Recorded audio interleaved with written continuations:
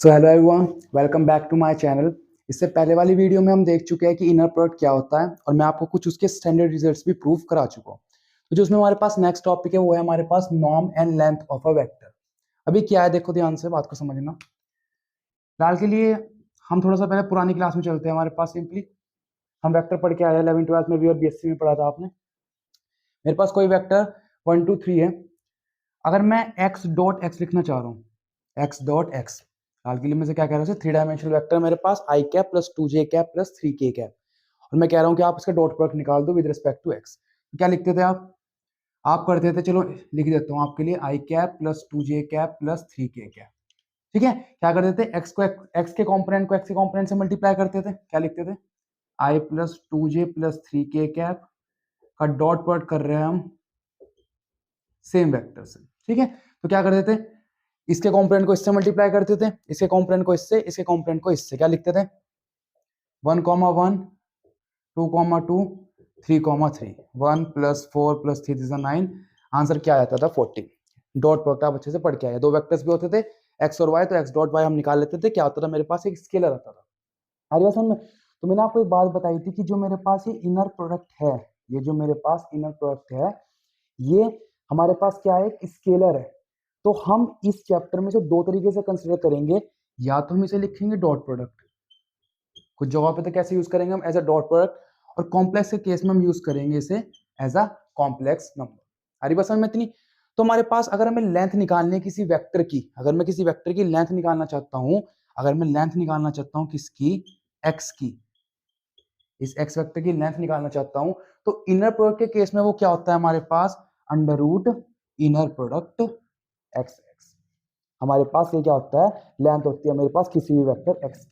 मान लीजिए फिलहाल के लिए अगर मैं इसी वेक्टर की लेंथ निकालना चाहता हूं, तो कैसे निकाल लूंगा, एक्स एक्स का पहले इनर प्रोडक्ट निकाल लूंगा, सिंपली स्केलर आएगा और उसका क्या ले लूंगा मैं, रूट ले लूंगा। आसान सी बात है, हमारे पास ज्यादा लेंथ नहीं है, तो ध्यान से डेफिनेशन पढ़ो, समझ में आ जाएगी।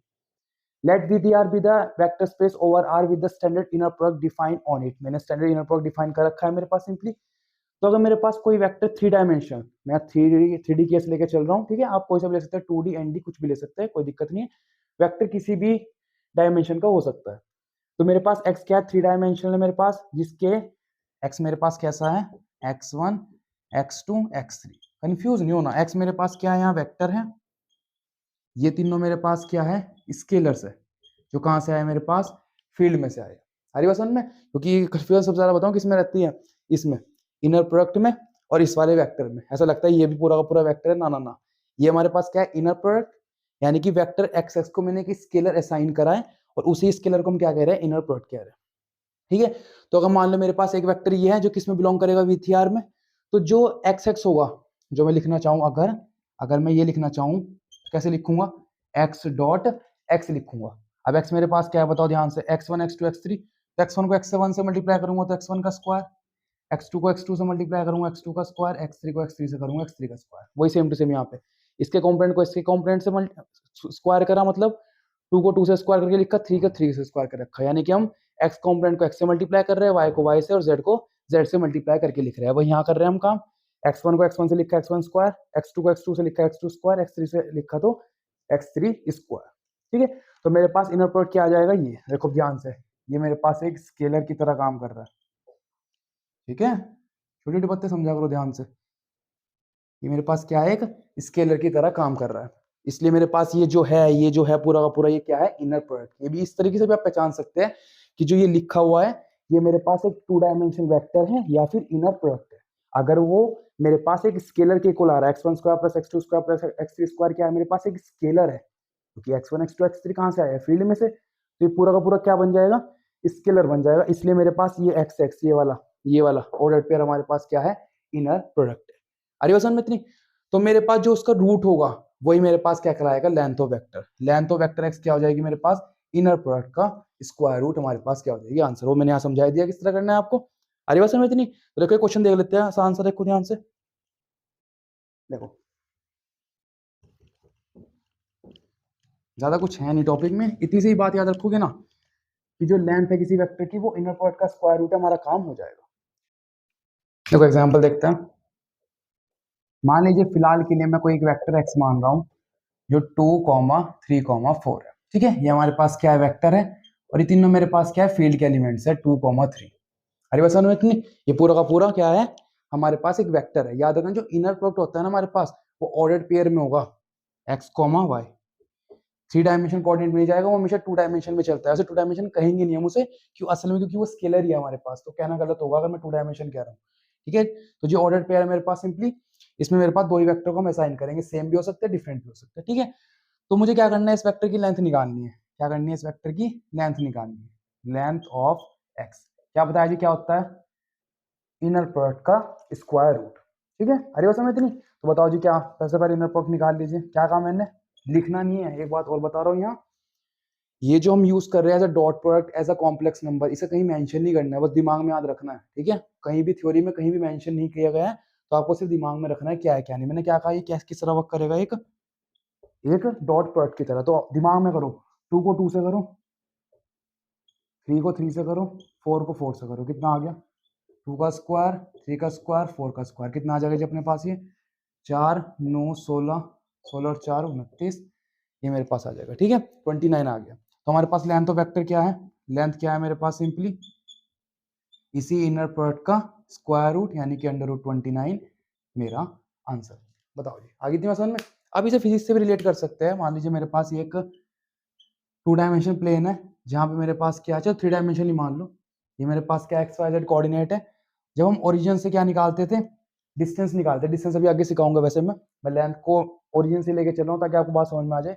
अगर आप ओ ए निकालते थे, कैसे लिखते थे, अंडर रूट एक्स में से क्या माइनस करोगे, मान लो 3 डायमेंशन 0,0,0 है मेरे पास, तो एक्स में 0 को माइनस करोगे तो एक्स माइनस 0 का स्क्वायर, वाई माइनस 0 का स्क्वायर, जेड माइनस 0 का स्क्वायर।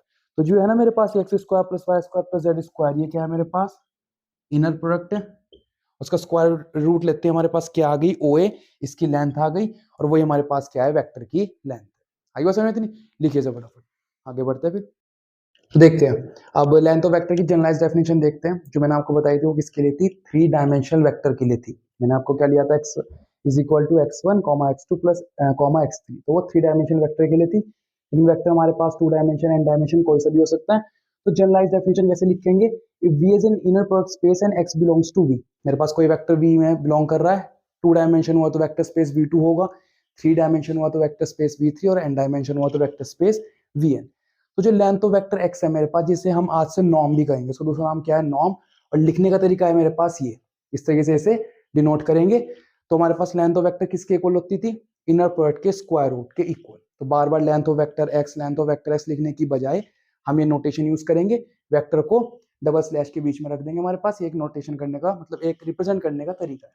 अरे बस में इतनी, तो लेंथ ऑफ वेक्टर क्या होता है हमारे पास, इनर प्रोडक्ट का स्क्वायर रूट। इतनी सी बात आपको याद रखनी है। ठीक है, क्या होती है, लेंथ ऑफ वेक्टर एक्स, जिसे हम इस तरीके से लिखेंगे, वो स्क्वायर रूट है इनर प्रोडक्ट के। ठीक है, आगे क्वेश्चंस में मैंने आपको एक बात पहले ही बताई है, हम क्या करेंगे, स्क्वायर लेके चलेंगे। क्या लेके चलेंगे, स्क्वायर, ताकि स्क्वायर रूट के झंझट से बच सके। दोनों तरफ का स्क्वायर कर लिया, तो ये रिजल्ट भी आप दिमाग में याद रखिएगा कि जो कोई सा भी वेक्टर है, उसकी लेंथ का स्क्वायर जो होता है वो किसके इक्वल होता है, उस स्केलर के, जिसे हम क्या कहते हैं, इनर प्रोडक्ट कहते हैं।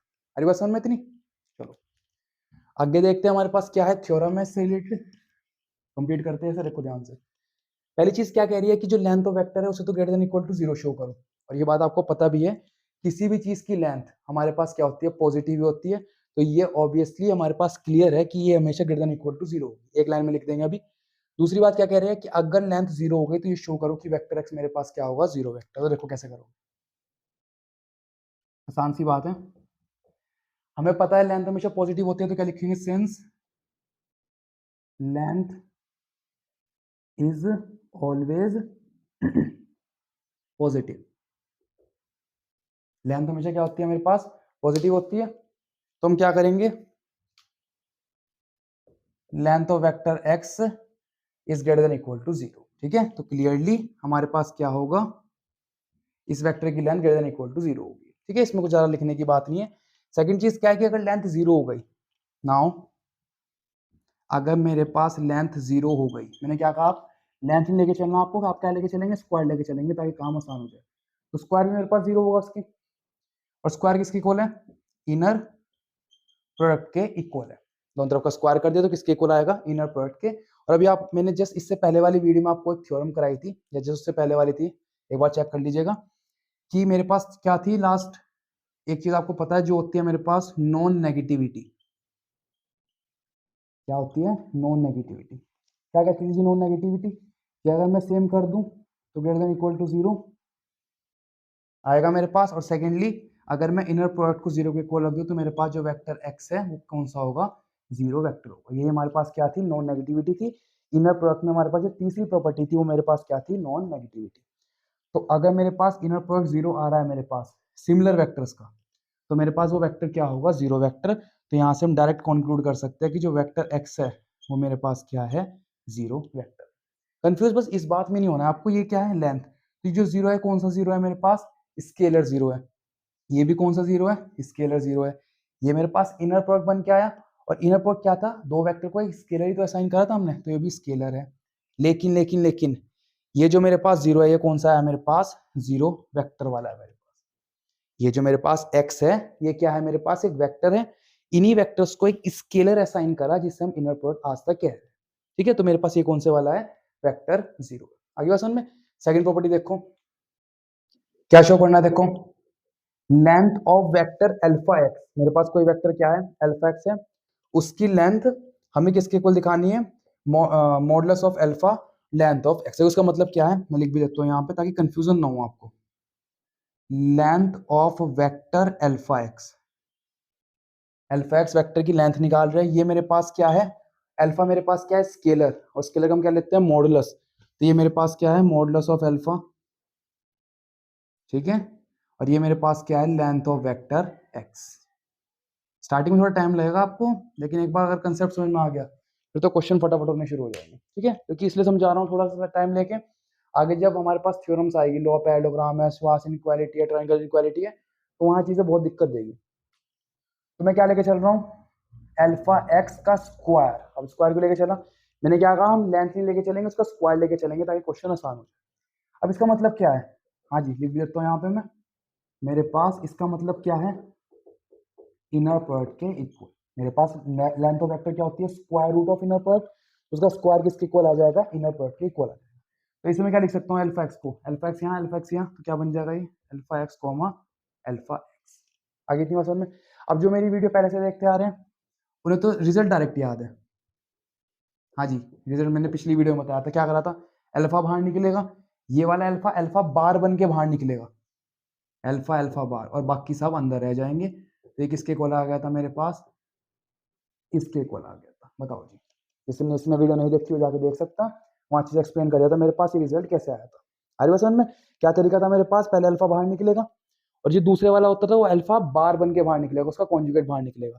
और अल्फा अल्फा बार क्या होता है हमारे पास, मॉडुलस अल्फा का स्क्वायर। तो डायरेक्ट लिख सकता हूँ रिजल्ट, इसलिए मैंने वहां कराया था ताकि आगे टाइम ना लगाना पड़े मुझे, इसलिए वो सारे स्टैंडर्ड फॉर्मूले मैंने एक साथ करा दिए। आगे मेरे पास इतना।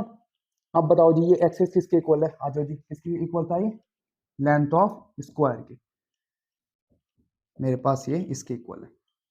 इनर प्रोडक्ट किसके इक्वल होता है मेरे पास, लेंथ ऑफ वेक्टर एक्स के स्क्वायर की। ठीक है, तो जी अब मैंने क्या करा बताओ जी, मेरे पास क्या आ गया है, ये आ गया मेरे पास अल्फा एक्स का square, alpha square x square, ये लेके चले थे और इसके इक्वल आ गया। अब दोनों तरफ को क्या ले लो, स्क्वायर रूट, तो क्या आ जाएगा मेरे पास अल्फा एक्स, यहाँ से स्क्वायर गायब हो जाएगा, यहाँ से स्क्वायर गायब हो जाएगा, और यहाँ से स्क्वायर गायब हो जाएगा, और यही मुझे क्या करना था, प्रूफ करना था। बताओ जी, बात आगे समझ में अच्छी तरीके से किस तरह की प्रॉपर्टी प्रूफ करनी है। तो याद प्रूफ तो आने चाहिए, लेकिन प्रॉपर्टी दिमाग में याद रखो किस तरीके से आगे वर्क करेगी। तो क्या पहले वाली क्या कह रही है कि लेंथ हमेशा ग्रेटर देन इक्वल टू 0, अगर लेंथ अगर 0 है तो वेक्टर भी 0 होगा। सेकंड वाली क्या कह रही है कि जो अल्फा है वो तो बाहर निकल जाएगा मॉडुलस बन के, और मेरे पास एक्स अंदर रह जाएगा। इस तरीके से आपको प्रॉपर्टी भी डायरेक्ट आनी चाहिए। ठीक है, लिखिए इसे फटाफट। देखो अगला टॉपिक क्या है हमारे पास, यूनिट वेक्टर। यूनिट वेक्टर क्या है मेरे पास, सिंपली अभी तक मैंने एक चीज लिखी थी आपको, मैंने एक वेक्टर लिया था एक्स, मान लीजिए मैंने 2,2,1, मेरे पास कोई वेक्टर एक्स ले लिया, 3 डायमेंशनल वेक्टर है। ठीक है, अगर मैंने इसकी लेंथ निकाल ली, क्या निकल ली इसकी लेंथ, इस तरह से लिखूंगा। क्या तरीका था मेरे पास, अंडर रूट एक्स एक्स, यानी कि इनर प्रोडक्ट का स्क्वायर रूट। क्या लिख रहा था मैं से 2 का स्क्वायर प्लस 2 का स्क्वायर प्लस 1 कितना आ गया था मेरे पास, ये 3 आ गया था।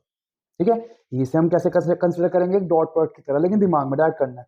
तो एक वेक्टर मैंने एक्स और मान लिया ऊपर, तो 2 इंटू टू का स्क्वायर, 2 इंटू टू का स्क्वायर प्लस 1 इंटू 1 का स्क्वायर, एक्स डॉट एक्स का नाम ने डॉट प्रोडक्ट एक्स का कर दिया, तो मेरे पास लेंथ इतनी आ गई। तो जो मेरे पास यूनिट वेक्टर है, जो मेरे पास यूनिट वेक्टर है, ठीक है, वो क्या होगा मेरे पास, वो होगा x upon length of vector x. क्या होगी मेरे पास, vector x upon length of vector x. X क्या है मेरे पास 2,2,1 और ये कितनी है मेरे पास 3 आई। ठीक है, ऐसे यहाँ लिखना थोड़ा ऑकवर्ड सा लगता है, तो 1/3 में यहाँ लिख लूंगा। और क्योंकि अल्फा है अंदर वेक्टर है, तो अंदर हम डिस्ट्रीब्यूट कर सकते हैं, स्केलर मल्टीप्लाई कर सकते हैं। क्या आ जाएगा मेरे पास, ये आ जाएगा मेरे पास 2/3, 2/3, 1/3।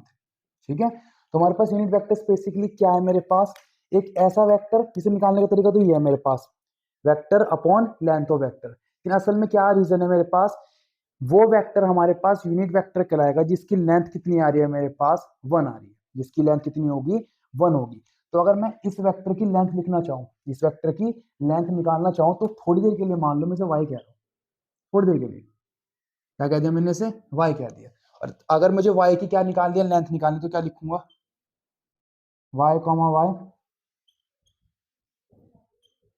यही लिखूंगा, लेंथ ऑफ नॉर्म, इसको हटा दो। लेंथ ऑफ वेक्टर y निकालने क्या हो जाएगी, इनर प्रोडक्ट का स्क्वायर रूट। निकाल लो जी फटाफट, क्या आ जाएगी बताओ। इसका क्या करोगे, dot product y dot y करोगे, तो 2/3 इंटू 2/3 कितना आ जाएगा, 2/3 का square, in the same manner 2/3 का square, in the same manner 1/3 का स्क्वायर। कितना बैठ जाएगा जी हमारे पास, ये आ जाएगा हमारे पास 2 का स्क्वायर कितना हो जाएगा 4/9, ये भी 4/9, ये 1/9, ये बैठ जाएगा मेरे पास 9/9, 9/9 कितना होता है 1। तो मेरे पास इस वेक्टर की जो लेंथ है वो कितनी आ गई है मेरे पास, 1 आ गई। ठीक है, तो देखो डेफिनेशन पढ़ो ध्यान से, क्या है, if the vector x in an inner product space v, मेरे पास कोई अगर वेक्टर v में है, किस तरीके से, अगर उसकी लेंथ कितनी आ रही है, 1 आ रही है, तो मैं उस वेक्टर को क्या कहूंगा, यूनिट वेक्टर कहूंगा। इतनी सी बात है हमारे पास। क्या है, अगर मैंने कोई वेक्टर लिया जिसकी लेंथ हमारे पास कितनी आ रही है, 1 आ रही है, तो उसी वेक्टर को मैं क्या कहूंगा, यूनिट वेक्टर कहूंगा। हरी बसन में, तो यूनिट वेक्टर मेरे पास कहाँ है, ये वाला y क्या कहलाएगा मेरे पास, यूनिट वेक्टर, क्योंकि इसकी लेंथ कितनी आई है मेरे पास, 1 आई है। और अगर मुझे निकालना है यूनिट वेक्टर इन v, अगर मैं लिखना चाहूँ यूनिट वेक्टर इन v, तो मेरे पास क्या तरीका है, vector upon length of vector. ये मेरे पास क्या हो जाएगा, उसका फॉर्मूला हो जाएगा। मान लो मैं कोई सा भी वेक्टर x दे दिया, कोई वेक्टर मेरे पास x दे दिया, 2,2,1 यहाँ दे रखा है, तो पहले उसकी लेंथ निकाल लिए और वेक्टर को लेंथ से डिवाइड कर दीजिए। मेरे पास सिंपली हमारे पास क्या आ जाएगा, वैसे ये डिवाइड नहीं है, एक बात और बताता हूँ, ये डिवाइड नहीं है, क्या है, स्केलर मल्टीप्लीकेशन। देखो एक चीज समझो, अगर थ्योरम में भी काम आएगी। देखो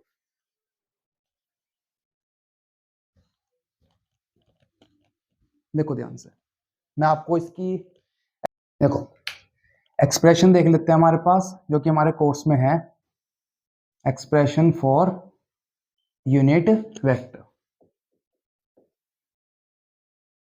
ओके, मैंने लिख दिया वैसे एक्सप्रेशन आपके पास। वेक्टर एक्स को किससे डिवाइड करना है हमारे पास, सिंपली लेंथ ऑफ वेक्टर से। ठीक है, तो हमारे पास क्या चेक करना है कि जो बन के आया मेरे पास वेक्टर, ये असल में इनर प्रोडक्ट है, मतलब सॉरी यूनिट वेक्टर है भी या नहीं, यानी कि इसकी लेंथ 1 है भी या नहीं। तो लेंथ क्या थी भाई अपने पास, लेंथ थी square root of inner product, ये थी हमारे पास सिंपली। तो अगर इनर प्रोडक्ट 1 आ रहा है, तो मैं क्या कह दूंगा कि वेक्टर की लेंथ कितनी है मेरे पास, 1। अगर बाई चांस ये स्केलर 1 आ गया, तो रूट 1 का क्या होता है, 1 ही, तो लेंथ कितनी आ जाएगी, 1 आ जाएगी मेरे पास। तो अगर मुझे इसे लेंथ 1 का दिखाना है, तो मैं क्या लेके चलूंगा बताओ जी, इस तरीके से लिखूंगा इसे, इसका इनर प्रोडक्ट निकाल लूंगा इस नए वेक्टर का। मान लो फिलहाल के लिए मेरे पास ही y आ गया पूरा का पूरा, x upon length of x, तो y कोमा y निकाल लूंगा, और y कोमा 1 को क्या शो कर दूंगा मैं, कितना आ रहा है मेरे पास, 1 आ रहा है। अगर 1 आ गया तो मैं कह दूंगा कि मेरे पास इस वेक्टर y की लेंथ कितनी है, 1 है, और वेक्टर y हमारे पास क्या था, यूनिट वेक्टर, तो वो क्या आ जाएगा, 1 आ जाएगा। ठीक है, आपको सवाल खुद से पूछने पड़ेंगे, ऐसा नहीं है कि रिजल्ट लिख दिया तो भाई हाँ मान लिया, सिंपली क्या है क्या नहीं, आपको चेक करना पड़ेगा यूनिट वेक्टर आया या नहीं आया। तो क्या करोगे, देखो ध्यान से, असल में मेरे पास ये तो वेक्टर है, ये मेरे पास क्या है, स्केलर है, तो इसे मैं अलग करके लिख रहा हूँ फिलहाल के लिए, इस तरीके से, मैंने इसे इस तरीके से लिख दिया। क्यों लिखा जी? क्योंकि मैंने आपको एक प्रॉपर्टी बता रखी है, अल्फा एक्स किसके इक्वल लगता है जी? अल्फा बार के स्क्वायर। प्रॉपर्टी मैंने आपको प्रूफ कराई थी कि अगर मेरे पास अल्फा एक्स सेम है तो पहले अल्फा तो एज इट इज निकलेगा, अल्फा कॉन्जुगेट बन के निकलेगा, और अल्फा बार क्या होता है हमारे पास? मॉडुलस अल्फा का स्क्वायर होता है। ये आपको मैं अच्छे से बता चुका हूँ। तो ये तो अपने पास पूरा का पूरा अल्फा है, ये भी अपने पास क्या है? पूरा का पूरा अल्फा है। तो क्या होगा बताओ जी? ये बाहर बन के निकलेगा, ये बाहर बन के निकलेगा, तो असल में क्या आ जाएगा मेरे पास? ये आ जाएगा मेरे पास इस तरीके से, 1 अपॉन अल्फा, ये पूरा का पूरा अल्फा बाहर आ गया मेरे पास, ये अल्फा पूरा है, लिख भी देता हूँ चलो आपके लिए, ये अल्फा पूरा है, ये अल्फा हमारे पास पूरा है। तो क्या आ गया? अल्फा का स्क्वायर, यानी कि 1 अपॉन लेंथ ऑफ वेक्टर का स्क्वायर आ गया। अंदर क्या बचा मेरे पास? X comma x. बताओ जी, इतनी बात समझ में आई? अब एक्स कॉमा एक्स क्या होता है जी? बताओ जी, क्या x comma x? Modulus length of vector का स्क्वायर। हमारे पास लेंथ ऑफ वेक्टर क्या थी? बताओ जी, क्या थी length of vector? Square root of inner product, दोनों तरफ का स्क्वायर कर दो तो लेंथ ऑफ वेक्टर का स्क्वायर हमारे पास किसके इक्वल आ जाएगा? इनर प्रोडक्ट के इक्वल आ जाएगा। तो मैं इसे क्या लिख सकता हूं? इसे मैं लिख सकता हूं inner, oh sorry, length of vector का स्क्वायर। आ गया, दोनों सेम सेम हो, कैंसिल हो गया, आंसर कितना आ गया मेरे पास? 1 आ गया। तो इस इनर प्रोडक्ट का आंसर कितना आया है? 1 आया है। तो यहां से मैं क्या कंक्लूड कर सकता हूं कि मेरे पास जो ये वेक्टर है, कौन सा वेक्टर? ये जो वेक्टर है, इसकी जो लेंथ होगी वो कितनी होगी? 1 होगी। बताओ जी, आरी बात समझ में इतनी?